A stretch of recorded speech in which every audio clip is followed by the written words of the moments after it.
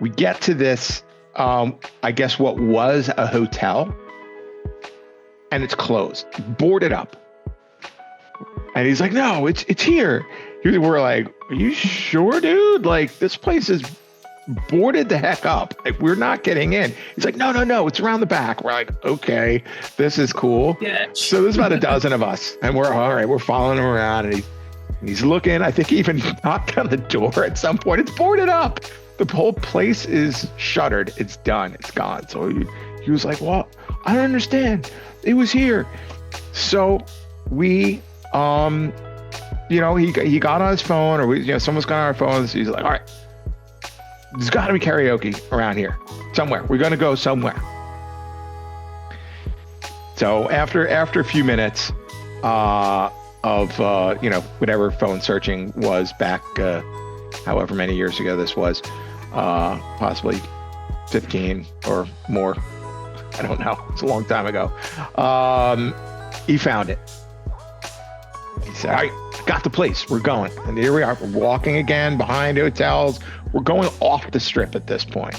And we're like, where the heck are you taking us? He's like, no, look, I found the place. We're going. It was a couple of blocks off the strip. It was another sort of smaller casino. And we're walking through it. It's clouds of smoke. And we're looking at the tables. The table, the bets on the tables were maybe like $1. There were nickel and dime slots. We're like, okay, we have stumbled into some weird movie here, but sure, let's go. We don't care because we're, we had that energy. We had the beer muscles or whatever it is. We're going. We're doing it. And back in the corner of this seedy as heck casino was a bar. And the bar had someone singing on the stage. This little tiny stage.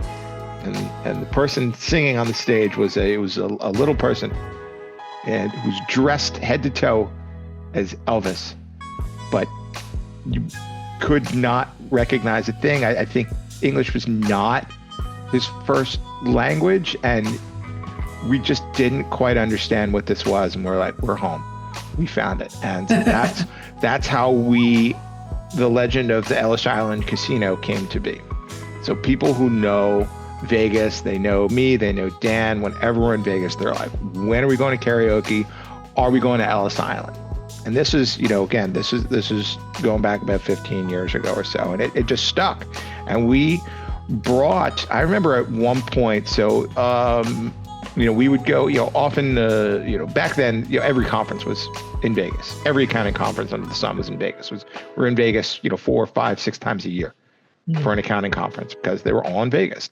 Not as much anymore, but the AICPA always has Engage there. And before that, it was PracTech. That was the combined conference that they had. So anytime a Vegas conference would come around, enough of us would get together and go, all right.